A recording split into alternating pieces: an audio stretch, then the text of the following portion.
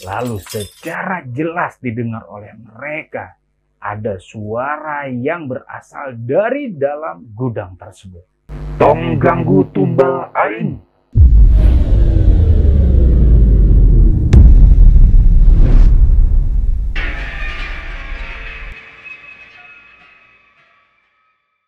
Kejadian suatu malam di sebuah pabrik yang tidak bisa disebutkan namanya oleh si penulis, yang terjadi di sekitaran Jawa Barat, membuat 3 orang karyawan di pabrik tersebut dimarahi oleh security. Sebuah kejadian tentang 3 tunas pohon pisang yang akan nanti kita ceritakan asal muasalnya hingga membuat mereka itu dimarahi. Kemudian datang lagi 1 orang temannya yang baru datang dengan kondisi basah kuyup karena habis mandi. Kita sebut saja nama dia ini adalah Tamit, yang kemudian bergabung dengan 3 temannya yang dimarahi oleh security tadi. Setelah mereka berempat dimarahi oleh security, kemudian mereka diboyong ke ruangan HRD. Dan tidak berapa lama terjadilah perdebatan antara salah satu dari mereka ini dengan HRD yang bernama Mbak Indah. Dan orang yang sedang berdebat ini bernama Iman, salah satu dari mereka. Iman terlihat begitu marah, hingga akhirnya dia menggebrak meja HRD yang membuat semuanya bingung. Kemudian Iman berkata kepada Mbak Indah dengan bahasa Sunda, "Maneh teu apal naon nu aya di dieu. Jelema jigah maneh mah teu apal nenaun." Kemudian Iman langsung pergi meninggalkan ruangan HRD. Tapi sebelumnya dia menengok kepada 3 temannya ini dan berkata, "Ampurannya bisi urang aya salah. Ampura pisan. Sugan dibere keselamatan jeung maraneh katiluan." Kurang lebih seperti itu yang dikatakan oleh Iman. Tapi kepergian Iman bukan saja meninggalkan ruangan tersebut, melainkan dia juga resign. Padahal gajian itu tinggal 5 hari lagi. Apapun masalahnya, menurut ketiga temannya ini, ya tunggu aja sampai gajian. Semisal ingin resign, ya mereka tidak rugi-rugi amat gitu.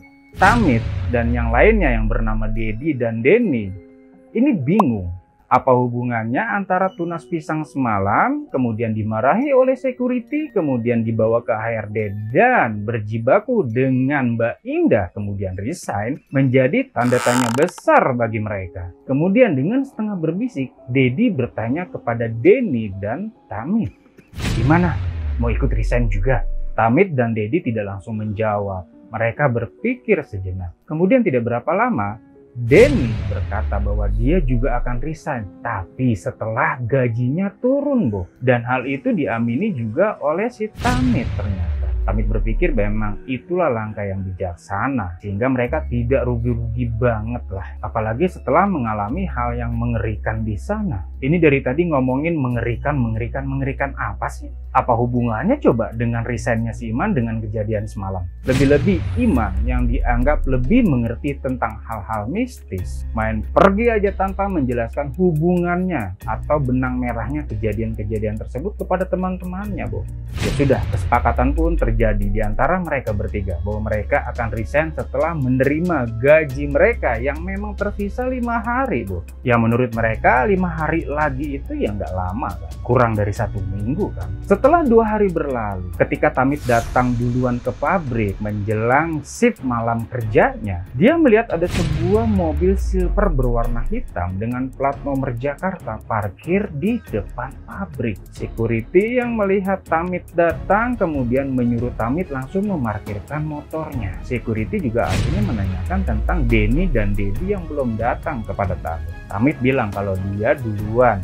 karena mereka masih bersiap-siap di mes. Security kemudian mengajak si Tamit ini menemui pemilik mobil tersebut, dan ternyata bernama Pak Iwan. Dan Pak Iwan adalah pemilik pabrik tempat Tamit dan teman-temannya ini bekerja. Umurnya masih muda, masih sekitar 30-an lah. Setelah berkenalan, Pak Iwan akhirnya mengucapkan terima kasih kepada Tamit karena sudah bekerja dengan baik. Pak Iwan sendiri meminta maaf kepada Tamit karena baru kali itu dia bertemu dengan Tamit, karena biasanya dia datang siang dan pulang berbarengan dengan bubaran yang shift pagi.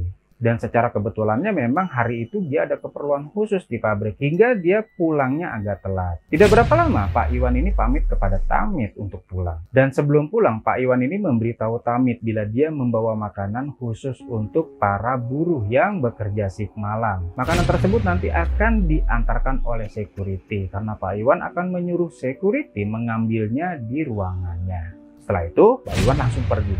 Menurut kalian, apakah benar Pak Iwan ini kebetulan bertemu dengan Tamit? Coba komentar di bawah. Sekitar jam 9 malam ketika Tamit, Denny, dan Dedi sedang bekerja, didatangi oleh security.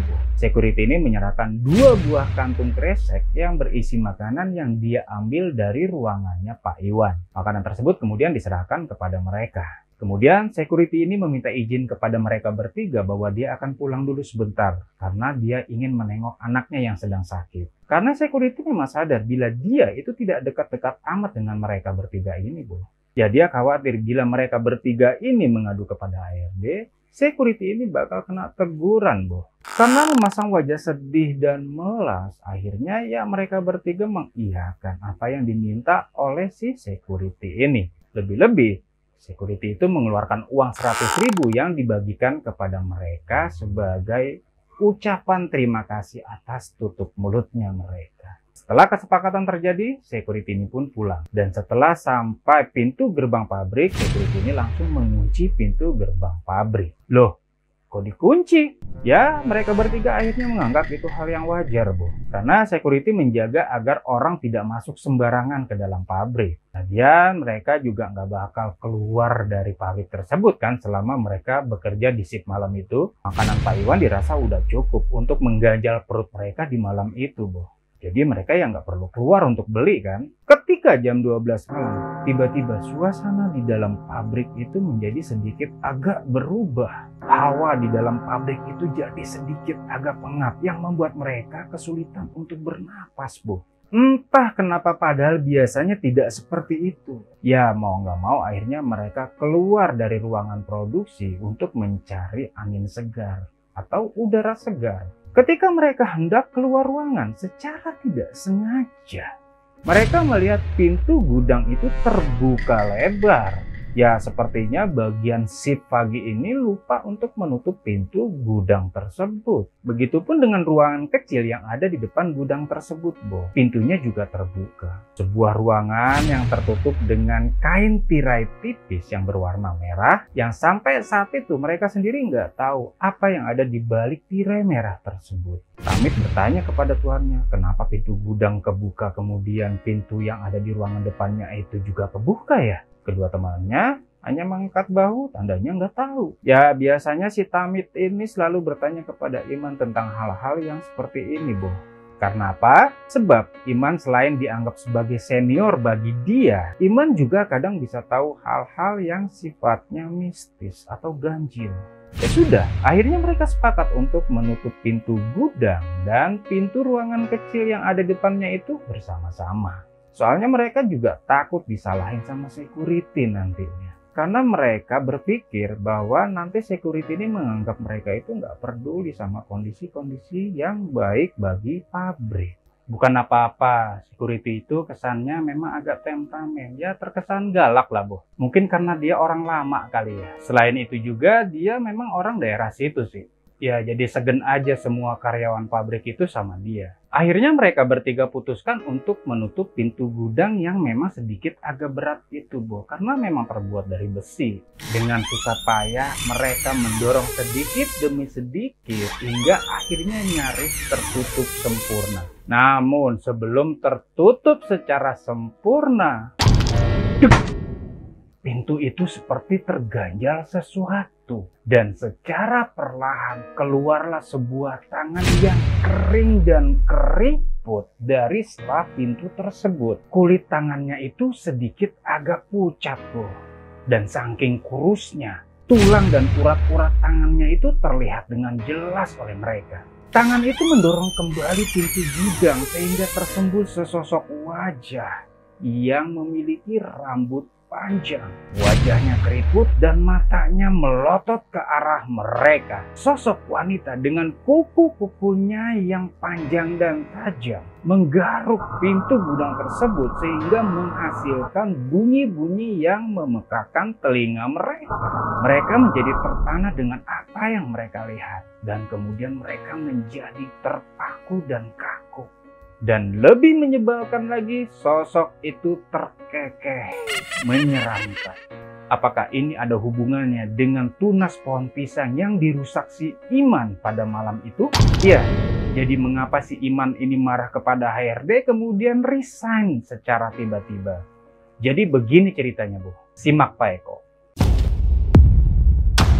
Hal itu disebabkan karena Iman ini memiliki kepekaan kepada hal-hal gaib yang diturunkan dari keluarganya, Bu. Pada malam itu, sebelum Iman ini ngamuk di ruangan HRD, Iman bersama ketiga temannya yang mendapat shift malam itu mendapati 3 tunas pohon pisang yang berada di ruangan kecil yang tertutup tirai merah itu, Bu. Iman kemudian membuang tunas-tunas itu ke lantai dan menginjak-injaknya sampai hancur. Ya spontan saja tindakan Iman ini terlihat oleh si Tamit. Kemudian Tamit bertanya, kenapa Iman melakukan hal tersebut? Tapi bukannya mendapat jawaban, Iman malah menyuruh ketiga temannya untuk kembali ke mes pabrik. Mereka disuruh untuk meninggalkan pekerjaan mereka pada malam itu.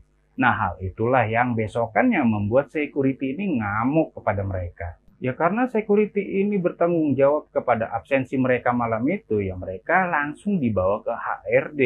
Ya kalian tahu kan ketika mereka dibawa ke HRD oleh security, ya Iman ngamuk di sana. Ya sayangnya HRD tidak mengetahui, HRD tidak mau tahu tentang pisang atau apapun yang dirusak oleh Iman. Yang diketahui oleh pihak HRD adalah Iman dan teman-temannya ini meninggalkan pekerjaan mereka. Nah, itulah buah cerita tentang tunas pohon pisang sebelumnya. Kita lanjut ke kondisinya si Tamit, Dedi, dan Denny. Karena sosok wanita itu mencoba merangsek keluar dari dalam gudang, Tamit bisa melihat bila wanita itu memiliki ekor ular yang besar, Bu. Mereka benar-benar panik, mereka benar-benar ketakutan dan ingin segera keluar dari tempat itu. Tapi tubuh mereka itu seperti tidak bisa bergerak, ya seperti terhipnotis gitulah sehingga tidak mampu melakukan apapun. Ketika si wanita ular ini memaksa keluar dari sela pintu gudang dengan wajah yang begitu menyeramkan, mereka hanya pasrah. Tapi tiba-tiba mereka kembali dikejutkan oleh suara pukulan yang keras yang berasal dari gerbang pabrik, Bu. Disertai dengan suara teriakan. Dedi, Denny, Tamit, buka gerbangnya. Dan suara itu sempat membuat sosok wanita ini kembali masuk beringsut ke dalam gudang. Dan ajaibnya, mereka bisa menggerakkan badan mereka seperti biasa lagi. Kemudian mereka mencoba untuk menjauh dari pintu gudang. Dan tak lama kemudian terdengar suara orang terjatuh di luar sana. Seketika itu juga mereka menengok ke belakang dan melihat seseorang berjalan dengan terpincang-pincang. Mungkin karena terjatuh itu. Menuju mereka berdiri. Dan kalian tahu siapa orang itu? Iman. Ya, ternyata Iman kembali sambil berjalan terpincang namun agak sedikit lebih cepat. Iman mengabaikan ketiga temannya dan langsung menuju ke ruangan kecil. Ruangan yang berada persis di depan gudang itu, Bo, yang tertutup tirai merah. Dengan sedikit agak kasar dan marah, dia kemudian menyibak tirai merah tersebut. Ya sontak saja mereka bertiga mengikuti langkah Iman. Dan setelah tirai merah terbuka, terpampanglah sebuah sajian dengan meja kecil atau nakas yang ada di dalam dari ruangan tersebut. Iman kemudian melempar sebuah mangkuk yang berisi darah ayam. Di sana juga terlihat ada dupa, kemenyan, dan sesajen yang masih baru, Bu. Yang kemudian semuanya itu diobrak-abrik oleh Iman dan dilempar-lempar semuanya ke luar ruangan. Dari situlah akhirnya mereka tahu bahwa ruangan kecil itu merupakan tempat ritual. Ritual akan apa? Entahlah. Yang jelas bahwa di sana juga terdapat patung-patung ular, benda-benda pusaka, dan juga bau anyir nyir serta bau busuk yang sangat menyengat. Yang entah kenapa didiamkan saja. Siapa yang melakukannya? Kalian tahu siapa yang melakukannya? Tulis di komentar. Entah pertanyaan bodoh macam apa lagi. Denny kemudian bertanya kepada Iman. Kamu kenapa, Man? Dengan muka yang marah dan merah, Iman hanya bilang, pulang kalian bertiga. Pulang sekarang atau di antara kalian ada yang mati malam ini. Tanpa menunggu konfirmasi dari ketiga temannya, Iman langsung keluar dari ruangan tersebut dan menuju pintu gudang yang tadi itu terbuka sedikit. Iman mendorong dengan sekuat tenaga hingga akhirnya pintu gudang tersebut tertutup dengan sempurna, Bos. Dan tidak berapa lama terdengar dengan jelas desisan ular dari dalam gudang dan benda-benda yang terlempar-lempar di dalamnya. Lalu secara jelas didengar oleh mereka ada suara yang berasal dari dalam gudang tersebut. Tong ganggu tumbal aing. Suara sosok wanita yang terdengar begitu memekik hingga membuat Tamit, Dedi, dan Denny ini ketakutan dan mendekati Iman. Kemudian Iman mencoba menjauhi pintu gudang tersebut. Dan tidak berapa lama terdengarlah dar, dar, dar. Pintu gudang itu bergetar hebat. Seperti ingin didobrak paksa dari dalam. Saking kerasnya, salah satu engsel dari gudang tersebut terlepas, Bu. Kemudian Iman memerintahkan kepada tiga temannya untuk segera meninggalkan tempat itu. Ayo kita langsung keluar, jangan nunggu lama-lama di sini. Mereka pun langsung segera keluar dari ruang produksi tersebut. Setelah sampai luar, mereka bertiga ini bingung bagaimana caranya mereka keluar. Pintu gerbang dikunci oleh security. Sementara bila mereka harus memanjat pintu gerbang yang tingginya kurang lebih itu 3 meter, Bu. Tamit, Dedi, dan Denny merasa ini adalah kendala untuk keluar dari tempat tersebut. Iman seperti tidak kehabisan perintah kepada tiga temannya. Panjat, kita naik, keluar dari sini. Kalian tinggal pilih, mau tetap di sini atau mati. Sementara itu, di dalam gudang masih terdengar suara gedoran-gedoran keras yang hendak keluar dari tempat tersebut. Mendapati hal tersebut, mereka semakin bertekad untuk segera keluar dari pabrik tersebut. Akhirnya mereka mengambil motornya si Tamit untuk dijadikan sebagai tumpangan untuk memanjat tembok yang tingginya lebih dari 3 meter, Bu. Dan dengan segala upaya, akhirnya mereka benar-benar memanjat tembok tersebut dan melompat dari tembok yang tinggi tersebut. Luka sudah jelas. Tamit sendiri mengalami luka serius di dengkulnya. Walaupun tidak mengalami dislokasi pada dengkulnya, Bu. Hanya saja segala luka-luka dan nyeri dirasakan oleh Tamit. Bahkan Tamit sendiri mengaku hingga saat ini sejak kejadian beberapa tahun lalu itu masih terasa dan masih menyisakan bekas luka tersebut. Dan mereka juga masih ingat ketika mereka sudah sampai di seberang dari gerbang pabrik itu.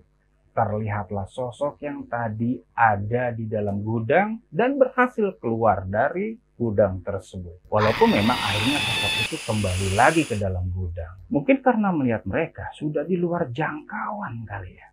Akhirnya mereka duduk di seberang gerbang. Iman mengatakan bahwa mereka sudah aman saat ini. Iman bilang bahwa mereka harus menunggu pagi untuk mengambil motor mereka dan mengambil gaji mereka kemudian pergi dari sana. Setelah setengah jam kemudian keadaan menjadi hening. Suara-suara dari sosok itu pun tidak ada lagi. Aktivitas sepertinya sudah tidak dilakukan oleh sosok itu. Setelah tepat jam 2 pagi, tiba-tiba sebuah motor muncul. Ya, itu adalah motor dari security yang izin untuk pulang tadi, Bu. Security terlihat begitu tergesa-gesa datang ke dalam pabrik. Seperti ada yang memberitahu. Dengan tergopoh-gopoh dia langsung membuka pintu gerbang pabrik. Namun akhirnya dia tersadar bila Tamit, Dedi, dan Denny sudah berada di luar dari pabrik. Security ini langsung mendekati mereka dengan wajah yang marah. Dia pun berteriak kepada mereka. Kenapa kalian keluar? Bukannya kalian harusnya berada di dalam pabrik? Iman kemudian berdiri dan berkata dengan nyinyir kepada security. Kenapa ngambek, Pak? Tumbalnya gagal ya? Security itu langsung terdiam. Terlihat kikuk, boh. Kemudian suaranya mulai sedikit agak lembut. Tumbal apa maksudnya? Bukannya kalian seharusnya ada di dalam gudang itu? Sambil terbata-bata dia menjawab. Sudahlah Pak, kita semua sudah tahu kok. Kalau Bapak tidak percaya, Bapak masuk aja ke dalam sana, ke dalam gudang. Nanti Bapak akan tahu sendiri kok. Atau mungkin Bapak sudah tahu. Prosesnya masih berjalan kok. Kalau Bapak memang ingin jadi tumbal selanjutnya, silakan masuk. Seperti mendapatkan ejekan yang begitu pedas dari Iman. Security ini marah pada Iman kemudian mengajak berkelahi, Bu. Iman bilang bahwa dia tidak ingin berkelahi. Bila security itu tidak percaya, Iman mengajak security itu berdua masuk ke dalam gudang. Hanya mereka berdua, abaikan ketiga temannya. Tapi sayangnya di sini si security itu ciut. Dia nolak. Ya sepertinya security ini sudah tahu proses apa yang terjadi di dalam sana, Bu. Kemudian Iman kembali menambahkan, saya sudah tahu Pak. Justru saya datang ke sini itu karena saya tidak mau ketiga teman saya ini ditumbalkan. Bapak juga balik buru-buru kemari itu karena ada yang laporan kan? Laporan dari orang yang ritualnya gagal malam ini kan? Perkataan si Iman ini membuat security tidak banyak bicara, tidak banyak berkutik, Bu. Dan akhirnya pagi pun terjelang. Security harus membuka pintu gerbang. Kemudian security melihat di dalam gudang sudah berantakan. Sebenarnya security ini sudah tahu apa yang terjadi. Namun dia tidak mau berdebat lebih banyak kepada Iman yang memang Iman akhirnya sudah tahu juga.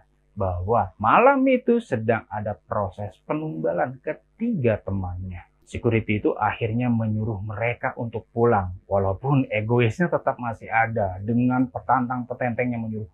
Pulang kalian sekarang, bawa motor kalian. Masih seperti itu. Mungkin untuk menghilangkan rasa malu kali. Karena sudah ketahuan. 3 hari kemudian, akhirnya mereka dipanggil kembali oleh HRD, Bu. Termasuk Iman. Ya akhirnya mereka pun datang menghadap HRD. Namun ada satu hal yang hilang. Yaitu security yang lama. Mereka tidak melihat security.